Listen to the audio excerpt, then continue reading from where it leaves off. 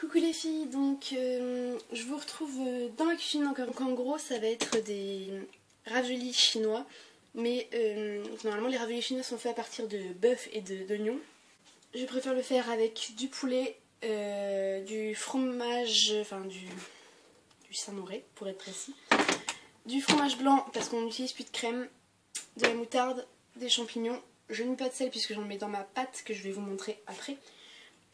Donc là-dedans il y a de la farine, un peu de sel, un peu de poivre parce que comme ça j'ai pas besoin de mettre d'épices, enfin plus d'épices là-dedans. Je vais peut-être mettre un tout petit peu d'épices poulet, donc en gros si vous me voyez lever la main par ici c'est que je prends des épices poulet, mais c'est même pas sûr que j'en utilise. Et donc eh bien voilà, donc j'utilise des champignons en boîte parce que j'ai pas le temps d'aller chercher des champignons frais, mais sinon j'aurais pris des champignons frais, je vous assure, parce que je préfère ça. J'ai déjà haché une escalope de poulet, donc là je vous montre ça avec une escalope de poulet, mais en vrai je vais en faire plus. Et si vous faites ça pour une soirée comme moi je vais le faire demain, ne mettez pas de champignons, tout le monde n'aime pas ça. Moi je vous montre ça là tout de suite tel que je vais le faire, puisque de toute façon c'est ce que je vais manger ce soir, mais si vous faites ça pour une soirée, faites-le sans champignons, ou alors demandez à vos invités s'ils aiment. Donc du coup dans mon petit bol là j'ai mis quelques champignons que je viens d'hacher, une partie de mon poulet haché. Donc si vous voulez pas vous embêter à hacher vous-même votre poulet, achetez directement des steaks de poulet je crois, ou des hachés de poulet, enfin en tout cas j'ai vu ça à Carrefour hier. Moi j'ai préféré prendre ça parce que les steaks de poulet ça m'inspirait pas, mais faites comme vous voulez, si vous avez déjà goûté et que ça vous convient, prenez ça. Donc ensuite je vais prendre une demi-cuillère à soupe, l'équivalent d'une cuillère à café en fait, de fromage blanc. Pour l'instant, peut-être, non, une cuillère, en fait, prenez une cuillère complète de fromage blanc. Hop. Bien sûr, je me suis lavé les mains, c'est pas parce que vous me voyez toucher toutes les 3 secondes mes cheveux que ce n'est pas le cas. De toute façon, vous avez remarqué, je me touche les cheveux avec la main gauche et je vais toucher la nourriture avec ma main droite. Donc, ne vous dites pas que je ne suis pas très hygiénique. Hop. Vous prenez une demi-cuillère à café de Saint-Mauré et c'était une demi-cuillère à soupe, pardon. Et moi je rajoute de la moutarde parce que j'aime bien quand c'est un petit peu relevé, mais si vous n'aimez pas, n'en mettez pas bien sûr. Et je mets voilà, un tout petit peu de moutarde. Et désolée encore une fois pour les bruits super désagréables, mais vous savez que je ne gère pas le bruit de ma cuisine, j'y peux rien. Hop.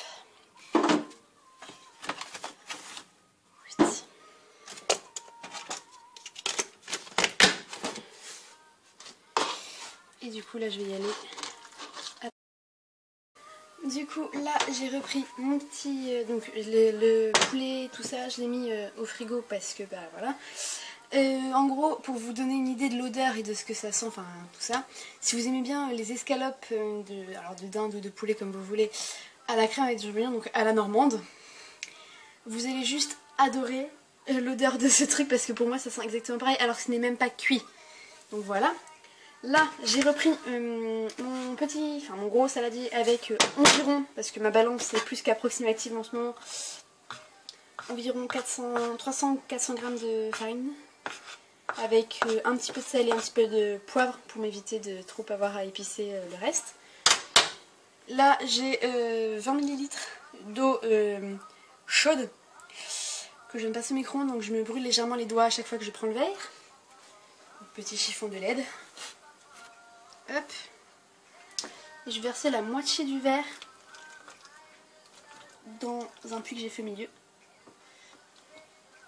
En fait c'est comme faire une pâte à pain, sauf que dedans il n'y a pas de levure. C'est exactement la même chose qu'une pâte à pain en gros. De la farine, du sel, bon moi j'ai mis du poivre parce que voilà, je mets pas du poivre dans du pain. Mais voilà, et de l'eau, donc exactement comme une pâte à pain. Et en gros, c'est, je vais dire à l'œil. Si vous avez jamais fait de pâte à pain, ça va être compliqué de le faire à l'œil, mais en gros, vous devez avoir une pâte élastique, pas trop dure, donc vous la touchez de temps en temps, et qui ne colle pas spécialement à vos doigts. Après, si vous préférez faire une pâte à raviolis à l'italienne, donc faites-vous plaisir. Hein. Moi, je prends cette pâte-là parce qu'elle est pas grasse, qu'elle est facile à faire, qu'elle n'a pas besoin de reposer très très longtemps, parce qu'en gros, si vous êtes pressé, elle a besoin de reposer maximum 30 minutes. Enfin, minimum 30 minutes. Après, si vous la faites reposer, je pense une demi-journée, ça change pas grand-chose. Moi, je verrai bien cet après-midi parce que je vais faire une partie de mes raviolis devant vous, mais le reste, je vais les faire en rentrant de mes cours, parce que là, je vous le dis clairement, dans 3 heures, je suis en cours. À vous, non, pas quand vous allez voir la vidéo, mais au moment où je fais ça. Parce qu'il faut pas croire qu'on fait nos vidéos sur le tard, hein. On les prépare à l'avance. Ouh, vous avez vu un petit nuage de farine parce que je ne suis pas douée et un peu bourrin. Donc voilà. Comme à chaque fois que je fais à manger, je finis par y mettre les doigts. Et honte à moi, j'avais commencé à faire ma manucure et je vais devoir recommencer tout après. Donc si vous aimez pas tripatouiller de la nourriture avec vos mains, je suis désolée pour vous, mais faites pas ça. Parce que clairement, les raviolis chinois, tout se fait à la main. C'est-à-dire que vous allez, forcément, vous allez faire votre pâte à la main. Vous allez mettre la farce dans la pâte. Je dis pas, moi je le fais avec une cuillère déjà pour pouvoir bien doser. Puis ensuite parce que c'est pas que tripoter de la viande à la main m'écoeure. En fait si, ça m'écoeure. J'ai horreur de ça. Donc là, clairement, je me suis lavé les mains au moins 3 fois pendant que je faisais ma farce. Mais sinon, ça va, hein. Je déteste avoir de la pâte collée sur les doigts. En fait, j'ai juste pas mis assez d'eau dans ma pâte. Je vais avoir mis un peu trop de farine peut-être. Du coup, je vais en reprendre un petit peu. Je vais pas la faire chauffer au micro-ondes, je vais juste prendre de l'eau chaude au robinet. Et vu que mon eau est plutôt chaude, plutôt très chaude même. Hop. Du coup, c'est environ 200 ml d'eau, ça dépend de ce que vous avez mis comme farine en fait. Normalement, c'est 400 g de farine. Vous mettez 200 ml d'eau, pardon, j'ai du mal à parler aujourd'hui. Hop. Non, je ne suis pas dégoûtée. C'est juste dégueulasse. Enfin bref, je vais finir de faire ma pâte hors caméra. Et je vous dis à tout à l'heure. Donc du coup ça fait plus de 30 minutes que ma pâte repose. Donc elle est encore un tout petit peu collante mais c'est pas trop grave. Hop, j'en avais pris un tout petit peu trop. Donc en gros vous prenez une boule de taille moyenne donc qui tient vraiment tout au creux de votre main. Donc moi j'ai des toutes petites mains donc en gros il faut que je puisse refermer la main dessus. Donc voilà c'est une toute petite boule. Vous allez l'aplatir un tout petit peu entre vos mains. Donc si vraiment ça colle vraiment trop, moi la mienne elle colle à peine quoi, comme une petite pâte à pizza quoi. Vous allez l'aplatir entre vos mains et vous allez affiner les bords extérieurs, de toute façon les bords c'est forcément extérieur, les bords de votre pâte, tout simplement parce que comme on va les coller à cet endroit là, donc désolé vous voyez juste ma bouche, je sais que c'est super bon. Comme vous allez les coller sur les rebords, comme on fait un ravioli ou alors en pressant comme un panier, et ben si vous faites pas plus fin sur les bords, et ben ça va faire beaucoup de pâte à cet endroit là et c'est franchement pas agréable. Vous prenez votre ravioli sur le bout de vos doigts, donc ils sont là, enfin il est là, hop, vous finissez d'étirer bien correctement, donc si ça fait pas un rond parfait, c'est pas grave. Vous bilez pas pour ça, de toute façon à la fin ça va être mangé. Vous prenez votre petite cuillère et vous prenez vraiment un tout petit peu de farce, limite j'en ai pris trop. Ah, ça va pas finir comme je veux.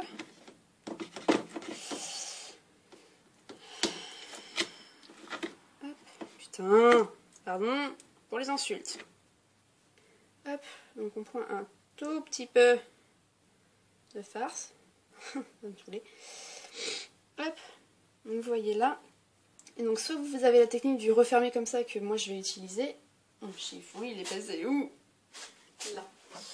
Donc soit vous refermez comme ça, vraiment comme on fait pour des raviolis italiens, soit vous refermez comme un petit panier, et donc du coup vous vous retrouvez avec un nœud de pâte tout en haut, comme on ferait en Asie, enfin comme feraient les Chinois.